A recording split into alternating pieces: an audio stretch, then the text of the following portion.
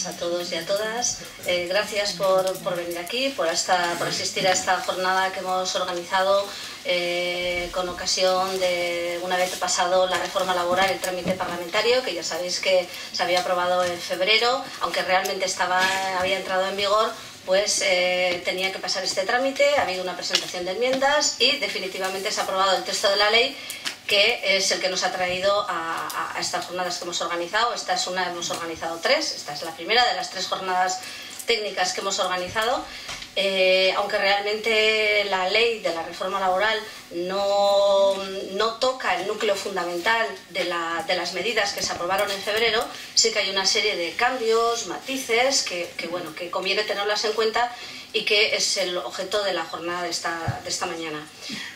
Para empezar, deciros que por nuestro sistema de seguridad y de calidad, pues os hemos entregado junto con las carpetas cuáles son las instrucciones en caso de que haya alguna emergencia, que esperemos que no. Y bueno, deciros que en todo caso pues os guiaríamos nosotros si hay cualquier cosa en ese sentido, y que las salidas de emergencia pues están una en la entrada por donde habéis venido y otra en donde tenemos las máquinas del café. No os hemos entregado las diapositivas con las que vamos a soportar esta jornada, pero os las entregaremos en cuanto vayáis luego a las empresas, pues al final de esta mañana os las enviaremos por correo electrónico. Las diapositivas, lo que hemos hecho ha sido, me imagino que muchos de vosotros habéis asistido a las jornadas que hicimos en febrero.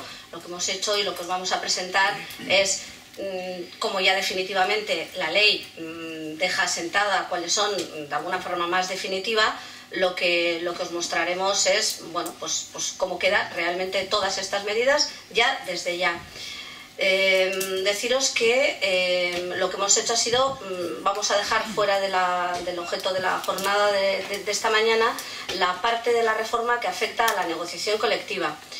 Y lo hemos dejado fuera porque ya con la reforma de la negociación colectiva y lo que es el posicionamiento un poco en la negociación de pactos y convenio, estamos organizando unas jornadas en las que algunos de vosotros ya habéis asistido y vamos a seguir organizando. Hemos empezado con el sector del metal, pero vamos a organizar estas jornadas técnicas para todos los sectores, con lo cual todos los que estéis interesados vais a tener ocasión de poder conocer con más detalle también lo que son las medidas que se han aprobado con respecto a la negociación colectiva.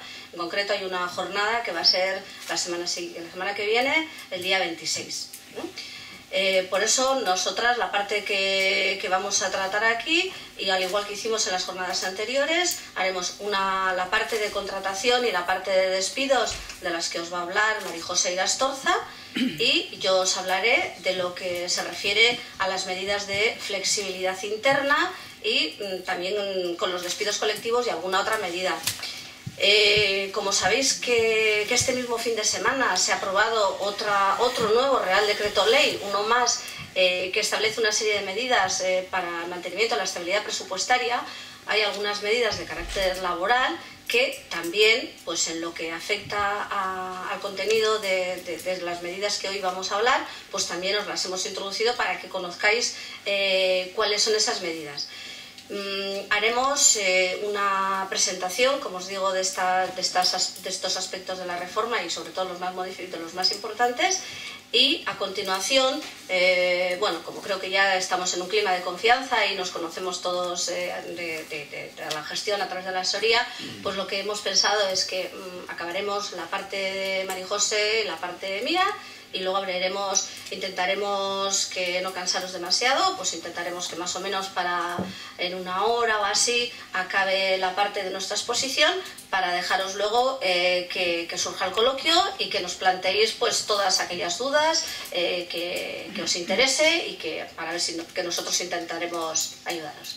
Y ya sin más, pues le dejo a Marijose con su exposición.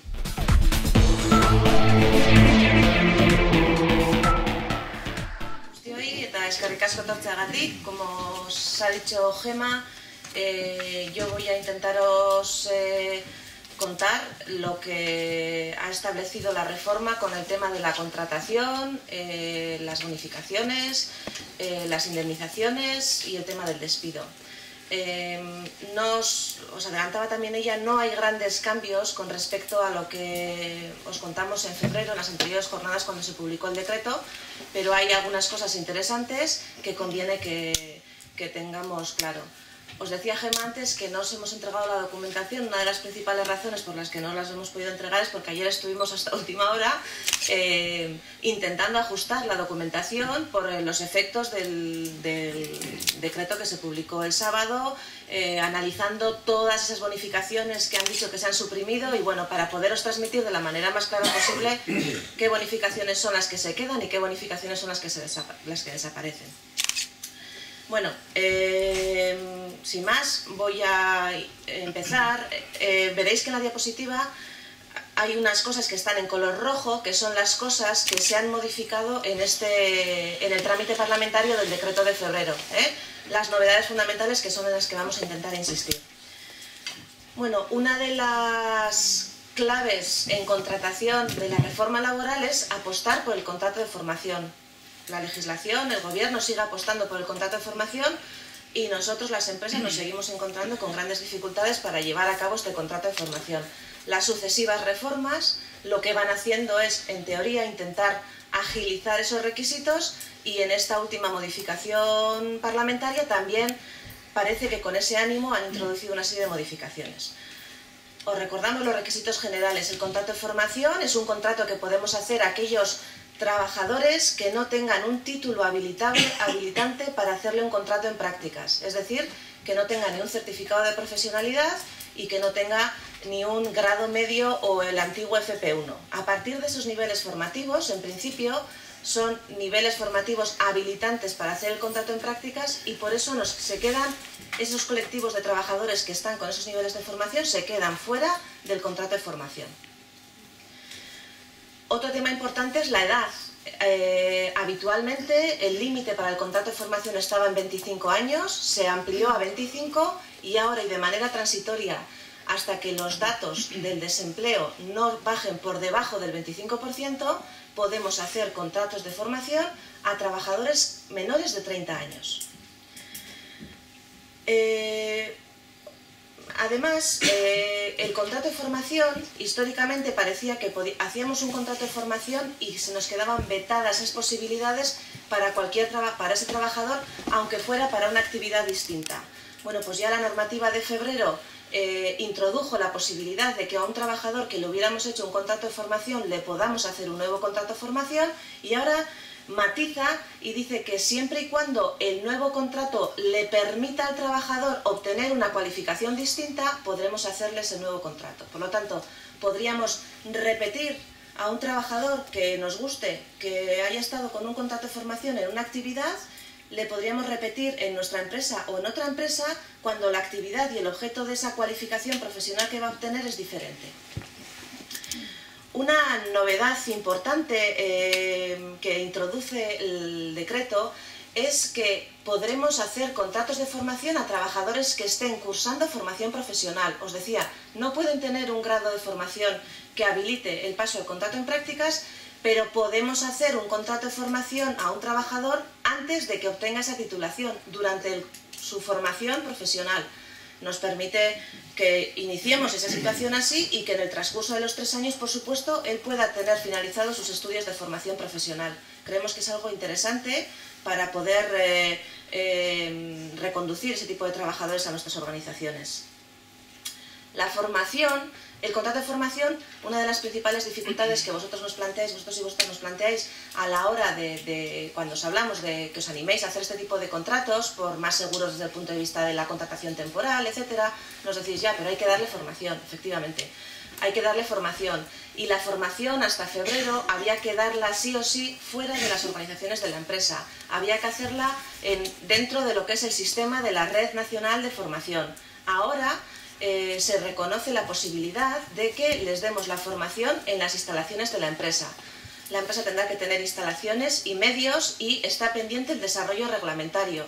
No sabemos qué van a pedir exactamente, pero se introduce esa posibilidad de que podamos darles la formación dentro de nuestras instalaciones. Como tiene necesidad de formación, hay un límite en el tiempo de trabajo máximo. al trabajador no le podemos decir que trabaje al 100% y la formación será un extra tiempo, y esa limitación viene fijada por unos porcentajes. Durante el primer año de contrato, el límite máximo de tiempo de trabajo es 75% más 25% de formación, y el segundo y el tercer año estamos con un 85-15, se reduce el porcentaje. Esas modificaciones fueron introducidas en la reforma de febrero.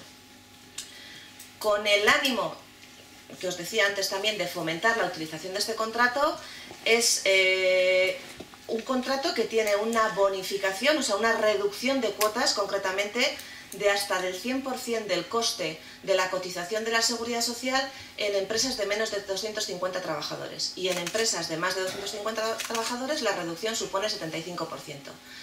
No es un contrato que tenga unos costos muy altos en la Seguridad Social, porque sabéis que tiene una cuota única, no cotiza en función de un porcentaje, son, lo tengo apuntado, unos 40 y tantos euros al mes, pero que sepáis que si sois de empresas de menos de 250 trabajadores podríais conseguir la reducción del 100% de ese coste. Además, también bonifican la transformación de ese contrato de relevo, de contrato de formación, perdonad, se me va la olla con el relevo ya, la transformación del contrato de formación en indefinido, con 1.500 euros y 1.800 euros si son mujeres. Hasta aquí lo que queda con el contrato de formación. Resaltar fundamentalmente la posibilidad de que podamos hacer contrato de formación a trabajadores que estén cursando la formación profesional, que es la novedad fundamental que introduce este contrato. El decreto de febrero, el decreto 3 de febrero, contemplaba la creación de un permiso de formación para el empleo, la posibilidad de que los trabajadores tengan derecho a una formación de 20 horas, que fue cuestionado, o nosotros mismos intentamos defender que efectivamente no podía ser una formación aislada, que aunque estuviera vinculada a nuestro puesto de trabajo, si una empresa tiene un plan de formación y está ofreciendo una serie de actividades formativas a los trabajadores, no quedaba claro con la anterior normativa si el trabajador tenía además ese extra de 20 horas. Bueno, pues esto se reconduce en cierta manera, y la ley en estos momentos ya reconoce que ese derecho estará cumplido, el derecho a ese permiso retribuido de 20 horas al año estará cumplido con el número de horas de formación que la empresa dentro de su plan de formación ofrezca a los trabajadores, exceptuando, eso sí, aquella formación que se considere obligatoria por alguna disposición legal. Por ejemplo, la formación de prevención de riesgos que tenemos obligación de dar a nuestros trabajadores no computa dentro de ese crédito de 20 años, de 20 horas. Y a diferencia de lo que decía antes, que se podría acumular hasta por periodos de 3 años, ahora permite la posibilidad de acumularla hasta por plazo de 5 años. Bueno, seguimos con los contratos. Contratos temporales, contratos causales. El famoso y manido tema de la concatenación. Sabéis que en el año 2006 nos apretaron más las limitaciones que existían a la utilización de los contratos temporales por las empresas. Siempre os decimos, no hay un contrato temporal de tiempo sin más en la legislación. Los contratos que tenemos son causales, los temporales. Necesitamos causa para poder hacer un contrato eventual o de obra. Bueno, esta disposición lo que hacía era limitar más, en el sentido de decir, bueno, tú puedes haber hecho bien tu contrato eventual o podéis haber hecho bien el contrato de obra, respetando los requisitos legales. Pero por la simple acumulación, por la simple concatenación de 2 o más contratos en un periodo de tiempo de 30 meses que supusiera el consumo de 24 meses o más, ese trabajador o trabajadora automáticamente se convertía en indefinido. En el año 2010 lo ajustaron más, y además era para cualquier actividad y para cualquier empresa dentro del grupo de empresas. En el año 2011 suspendieron la aplicación de la regla de la concatenación. Suspendieron por un plazo de 2 años, y en la reforma de febrero lo que hicieron fue adelantar el límite de la suspensión, y dijeron, dejará de estar en vigor la suspensión, luego volverá a estar en activo otra vez la regla de la concatenación a partir del 1 de enero del 2013. Y todos nos preguntábamos, incluso en las jornadas que hicimos en febrero salía, ¿y qué pasa con esos 18 meses que yo he podido tener a un trabajador desde agosto del 2011 hasta el 1 de febrero del 2013?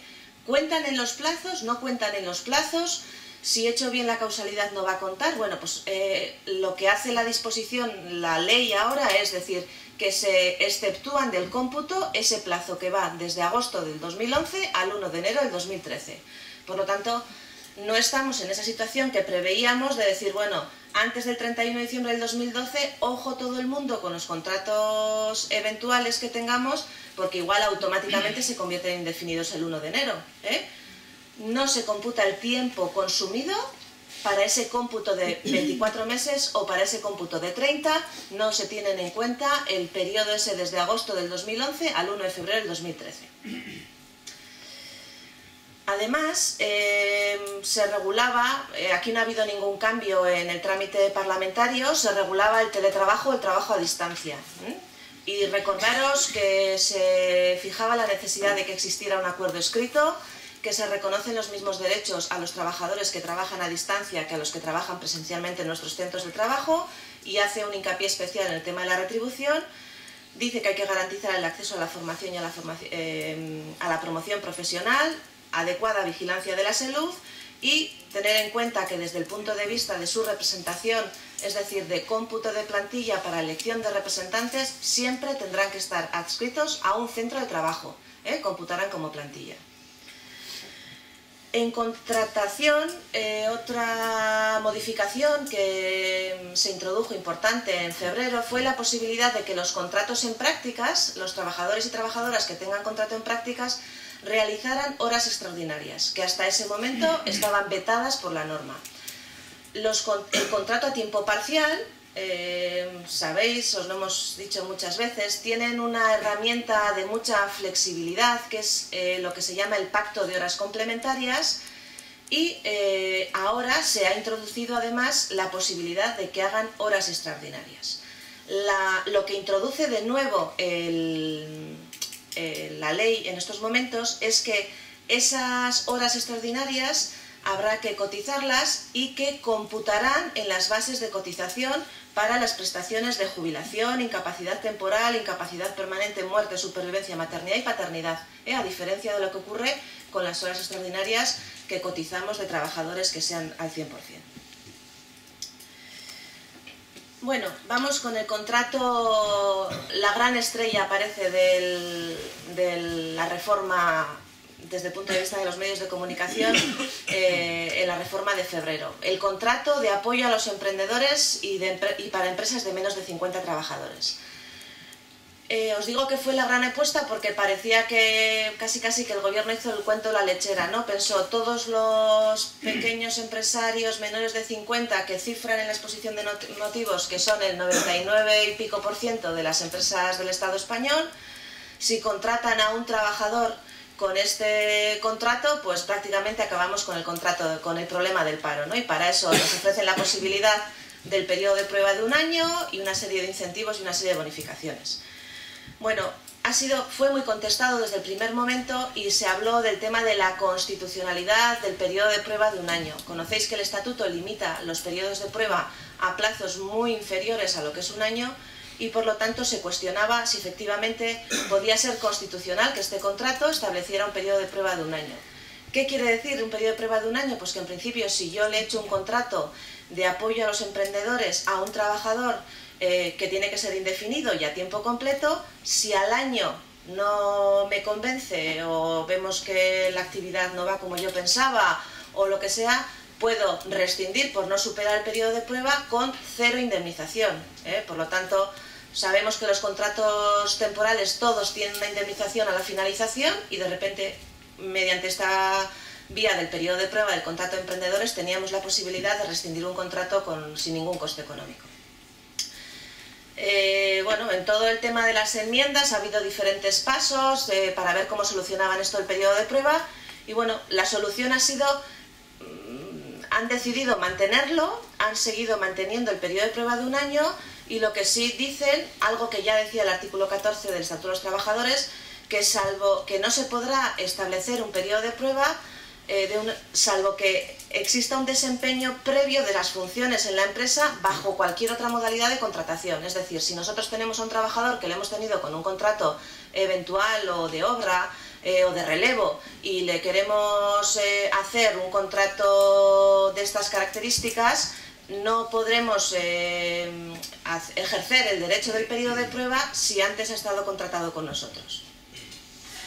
Recordaros que este contrato permite la compatibilidad de la retribución, o sea, del mantenimiento de una relación laboral activa con el cobro de la prestación, con determinados requisitos. Tiene que haber tenido un consumo previo, etcétera, que vienen fijados por la norma, pero permite que el trabajador cobre el salario y el 25% de la prestación de desempleo. Limitan, en cierta manera, el acceso de las empresas a este contrato. ¿Por qué lo limitan? Porque en la regulación anterior decía que no podrán acceder a esta modalidad contractual aquellas empresas que hubieran tenido despidos improcedentes declarados por sentencia judicial. En este momento ha quitado la característica de que la improcedencia vía sentencia judicial y dice que existe una prohibición de hacer este contrato a las empresas que hubieran adoptado decisiones extintivas improcedentes, es decir, por sentencia, por reconocimientos pactados, por conciliación, posteriores al 8 de julio del 2012, es decir, posteriores a la fecha de entrada en vigor de esta norma, y para la cobertura de puestos de trabajo del mismo grupo profesional y para el mismo centro de trabajo. Por lo tanto, ojo si tenemos acuerdos pactados de improcedencia, que en principio en el plazo de los 12 meses nos estaría condicionando la posibilidad de este tipo de contratos. Le da una vigencia también, establece la posibilidad de hacer este contrato hasta que el porcentaje del desempleo no baje del 15%. Como sabéis, tenemos, parece que tiempo este contrato. Bueno, se establecían una serie de incentivos fiscales y una serie de bonificaciones. Los incentivos fiscales, no entro, estamos en territorio foral, la normativa foral no ha introducido de momento estos incentivos y por lo tanto nosotros no podemos acceder a ellos. Con el tema de las bonificaciones, establecía bonificaciones para los menores de 30 años y para los mayores de 45. Las cifras las veis. La novedad fundamental en este caso es que a los mayores de 45 nos exigían que llevaran desempleados como mínimo 12 meses en los últimos 18 y ese es un requisito que han eliminado. Por lo tanto, un desempleado mayor de 45 años sería suficiente para que le pudiéramos hacer este tipo de contrato. Bueno, vamos al tema de las bonificaciones. Cuando hicimos la reforma de febrero, no introdujo ninguna de las bonificaciones a las que estábamos acostumbrados y redujo muchísimo porque solamente se quedaban al margen de las que hemos hablado de los emprendedores y del tema del contrato de formación, solamente dejó vigentes, solamente estableció las bonificaciones por transformación de contratos de prácticas, relevo y sustitución por jubilación. Y reducía a que solamente se iban a poder bonificar de este tipo de bonificaciones las empresas que fueran de menos de 50 trabajadores. Bueno, esto sigue así y la novedad que introduce ahora es que sabéis que cuando tenemos un contrato temporal, causal o de prácticas, lo que hacemos es, tenemos un contrato en prácticas de 6 meses, hacemos una prórroga y igual en el mes octavo decidimos convertirla a indefinido, ¿no? Hasta ahora nadie nos ha exigido nunca que la conversión se haga en el último momento. Bueno, pues ahora la normativa exige que esté finalizada la duración inicial o prorrogada.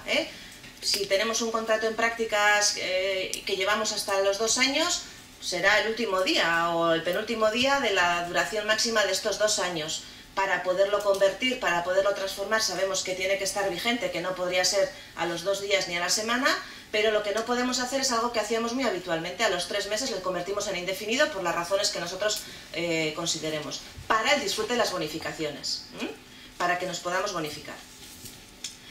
Bueno, os decíamos también antes que este sábado se publicó el decreto que se llama de estabilidad, ya sabéis, presupuestaria, aquí lo tengo, eso es, medidas para garantizar la estabilidad presupuestaria y de fomento a la competitividad, que introduce un montón de modificaciones que todos sabréis mejor que yo y que con el tema del IVA, el tema del desempleo. Bueno, concretamente en el tema de las bonificaciones establece una supresión del derecho de la aplicación de las bonificaciones anteriores. Establece una supresión general.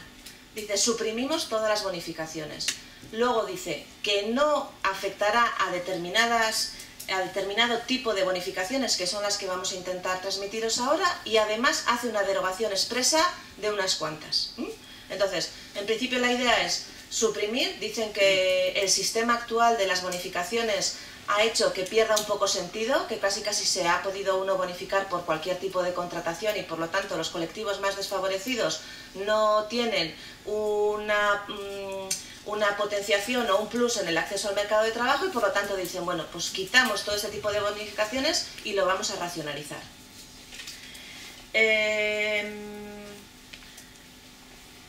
Establece que las primeras bonificaciones que no nos podremos ya bonificar serán las devengadas a partir del mes de agosto, es decir, en las cotizaciones de septiembre ya no vamos a poder aplicar las bonificaciones que venimos aplicando en muchos casos. Bueno, os decía antes, a salvo de que hayamos tenido algún error, es complicado porque las excepciones vienen en el punto 3.2 de la disposición adicional cuarta de la ley 35, bueno, pues es como complicado, pero bueno, hemos intentado hacer un trabajo de las bonificaciones que se mantienen. Se mantienen las del contrato de emprendedores, que hemos hablado ahora, de menores de 30 y mayores de 45. Se mantiene la transformación en indefinidos de contratos de formativo, relevo, sustitución por jubilación con 64 en empresas de menos de 50 trabajadores, que hemos visto también ahora. Se mantienen las del contrato de formación. Hasta aquí, hasta el contrato de formación, son las que el paquete nuevo de medidas de febrero aquí, estas las nuevas. Las siguientes ya son transformaciones en indefinidos de contratos formativos, relevo y sustitución que se vinieran aplicando antes del 14 de julio. Podéis tener bonificaciones anteriores a la reforma de febrero, ser una empresa de más de 50 trabajadores o de menos de 50 trabajadores, que tengáis bonificaciones por transformación de esos 2 años o 3 años en algunos casos, esas podéis seguir aplicándolas hasta que la agotéis. Se mantiene la contratación de discapacitados, incluidos los de interinidad para sustituir a otros discapacitados en situación de IT. La contratación de trabajadores en exclusión social, la contratación de víctimas de violencia de género, la contratación de víctimas de terrorismo, que es una bonificación que se introduce, se incorpora a las víctimas de terrorismo a los colectivos de exclusión social y violencia de género, eso se mantiene.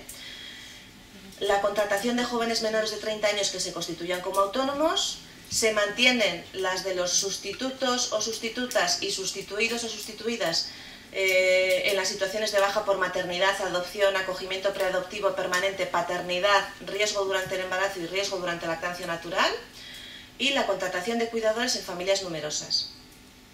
Os he dicho, se mantienen las de sustitución por maternidad, paternidad. Os recuerdo que en febrero se derogaron expresamente también las bonificaciones por mujeres que se reincorporan tras la baja de maternidad. Eso ya se derogó, pero ahora lo que sí mantienen es ese contrato de sustitución que hacemos durante las 16 semanas o durante los 13 días del permiso de paternidad, que conseguimos la bonificación del sustituto o sustituta y de la sustituida y de la sustituida.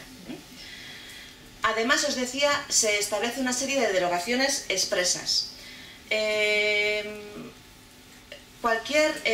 Había una serie de bonificaciones para contrataciones de trabajadores que fueran perceptores de prestación de desempleo, se derogan. Se derogan también las de mayores de 60, 61, 62, las del mantenimiento del empleo, esas que empezábamos con 50%, o 59 con el 40, el 60, el 70, hasta llegar al 100%. Tenemos dudas, pero creemos que no, tenemos dudas con qué ocurre con las exenciones de cotización de mayores de 65 años. Os digo que tenemos dudas porque esas exenciones no están en ninguna norma específica. La ley 12 están incluidas ya en la Ley General de Seguridad Social. Por lo tanto, entendemos que esa exención de cotización de mayores de 65 años se mantendría, pero las del mantenimiento del empleo de 60, 61, esas desaparecen. Además, adaptan lo que os decía antes de las trabajadoras por cuenta ajena que se reincorporan tras la baja maternal también desaparecen las bonificaciones de las trabajadoras autónomas que se reincorporan y aquellas derivadas para contratación de personal investigador. Existe una derogación expresa. Como veis, al tema de las bonificaciones le han metido un recorte muy importante.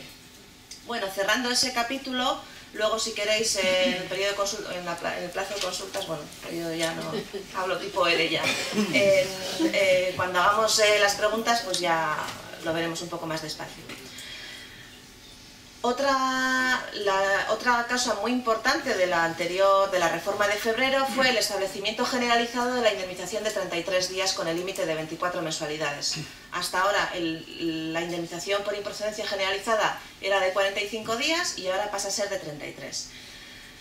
Os explicamos en su momento, y lo hemos seguido haciendo en la asesoría, que luego hay otra diapositiva que lo intentamos explicar, pero bueno, que hay que hacer, cada vez que pensemos en despedir a un trabajador en este momento, tenemos que hacer dos cálculos. Un cálculo con su antigüedad hasta el 12 de febrero y otro cálculo del 12 de febrero a la fecha en la que pretendamos hacer ese despido. Desde muy temprano se suscitó la duda. Sabéis que el tema de las indemnizaciones por despido son indemnizaciones que se pagan tantos días por año de servicio, prorrateándose por meses los periodos inferiores. ¿Qué quiere decir esto? Pues que si un trabajador tiene una antigüedad de 10 años, 8 meses y 10 días, desde el punto de vista del cómputo de la indemnización, tengo que contar 10 años y 9 meses. Los 10 días de ese noveno mes computan como un mes completo. Entonces se suscitaba la duda de decir, bueno, ahora que tengo que hacer dos cálculos, 45 y 33, ¿cuántos redondeos hago?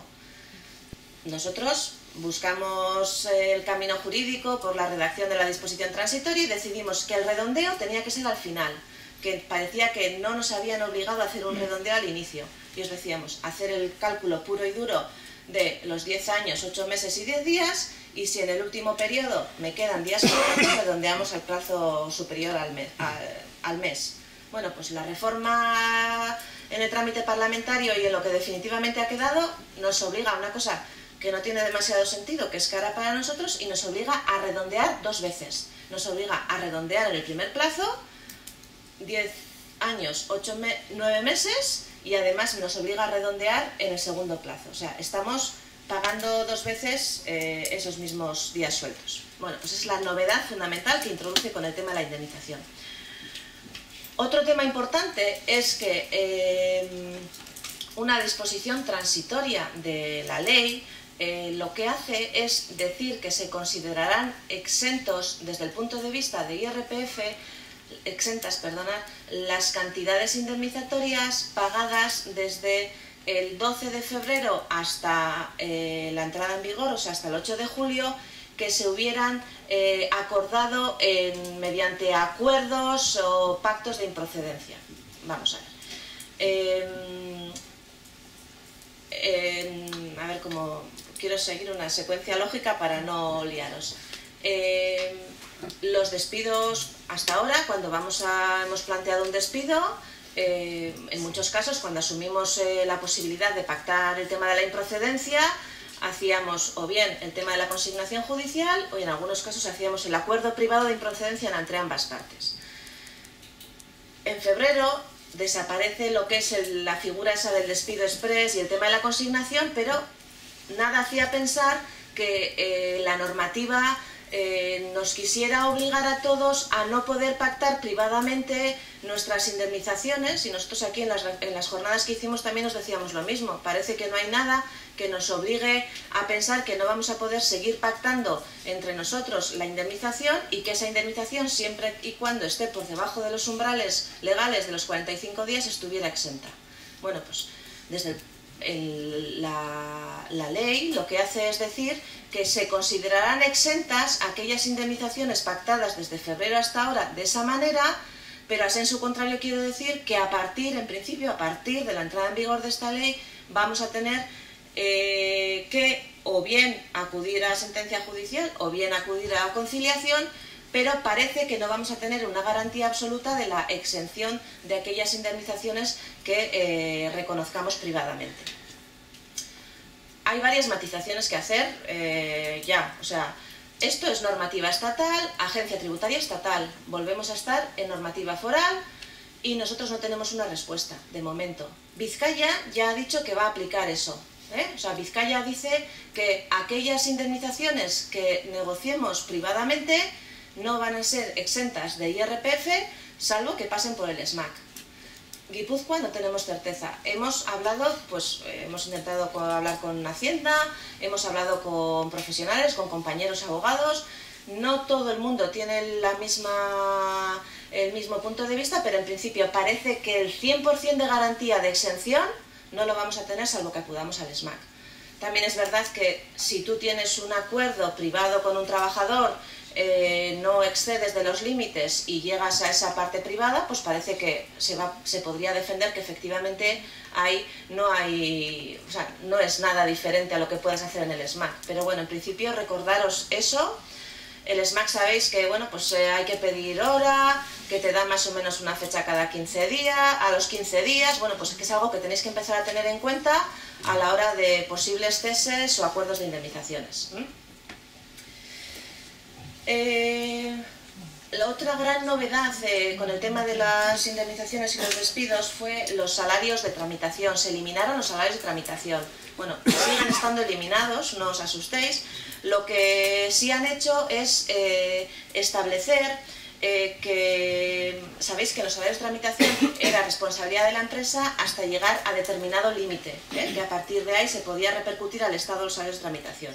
Bueno, pues en el caso de que exista obligación de abonar salarios de tramitación, ya sabéis que en aquellos casos que se opte por la readmisión o cuando se trate de representantes de los trabajadores, se amplía el número de días de abono a cargo de la empresa hasta 90 días hábiles desde la fecha en que se presentó la demanda. O sea que se alarga el plazo, vamos a tener que asumir, en aquellos casos que tengamos que asumir salarios de tramitación, vamos a tener que asumir más días de lo que veníamos asumiendo. Bueno, esta ficha, por insistir un poco en el tema de las indemnizaciones, lo que supone la existencia de dos indemnizaciones de 45 de 33 y el tema de los topes. Creemos que puede ayudar a clarificar cómo funciona. Cuando hablamos de 33 días, la nueva indemnización ordinaria por despido improcedente son 33 días con el límite de 24 mensualidades. 24 mensualidades equivalen a 720 días. Y el anterior límite eran 45 días por año trabajado con el límite de 42 mensualidades, que equivale a 1.260 días. Por eso ponemos máximo actual y máximo antiguo. Bueno, vamos a ver estos casos que ponemos aquí para situarnos un poco. Trabajador con 16 años de antigüedad, a fecha 12 de febrero del 2012, que es cuando efectivamente tenemos que hacer el cálculo porque es en ese momento cuando cambió la indemnización. Un trabajador con 16 años de antigüedad en la empresa, 16 por 45, 720, 24 meses de indemnización. Por lo tanto, ese trabajador, si en el 12 de febrero ya tiene consolidado el tope máximo de indemnización en ese momento, le podemos despedir en el 2013, en el 2014, en el 2015, el tope máximo de días de indemnización seguirá siendo 24 mensualidades, porque ese trabajador ya ha alcanzado el tope actual, que son las 24 meses o 720 días. Vamos a ver un caso de una trabajadora con 10 años de antigüedad en el 12 de febrero del 2012, vemos que por 45 consigue 15 meses de indemnización. Por lo tanto, en ese caso está por debajo del tope, está por debajo del rombo anterior. Y por lo tanto, esa trabajadora podrá seguir generando días extras de indemnización hasta alcanzar el tope, hasta llegar al tope de los 720 días. ¿Qué pasa con aquellos casos de gente que está ya en el 12 de febrero por encima de las indemnizaciones máximas? Bueno, pues vamos a ver. El que más indemnización el máximo de indemnización en ese momento se consigue con 28 años de antigüedad. 28 por 45, 1.260, que equivale a 42 mensualidades. Ese trabajador consolida su tope de 42 mensualidades, el tope máximo legal. Ese ya con 29, con 30, con 32, su indemnización va a seguir siendo esos 42 mensualidades. Y en aquellos casos en que estén entre el límite anterior y el límite actual, lo que van a hacer es consolidar su propio tope. Y por eso os ponemos un ejemplo de un trabajador con 22 años de antigüedad que por 45 días genera 33 meses de indemnización. pues ese trabajador consolida sus 33 meses de indemnización como tope de indemnización. Por mucho que le despidamos después de entrada en vigor la reforma y después del 12 de febrero le despedimos en el 2017, salvo cambios normativos futuros, ese trabajador, su tope de indemnización estará en 33 días de salario. 33 meses de salario, perdonad. Más o menos está claro.